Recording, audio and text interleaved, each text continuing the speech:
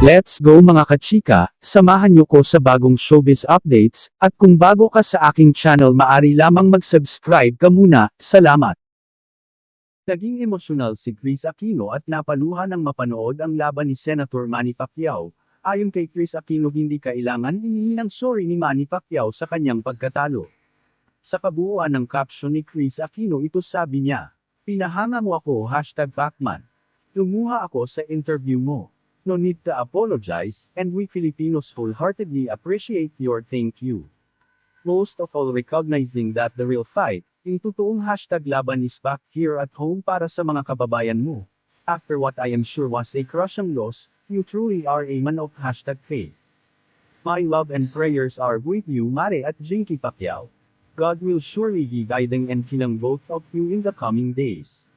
Madali at masarap manalo, tonight nakita ko sa gitna ng pait ng pagkatalo kinayang ngumiti, magpakumbaba, humingi ng paumanhin, at magpasalamat ng isang taong kung tutuusin nagawa ang hindi na mapapantayan mabigyan ang ating bansa ng titles in 8 different weight divisions.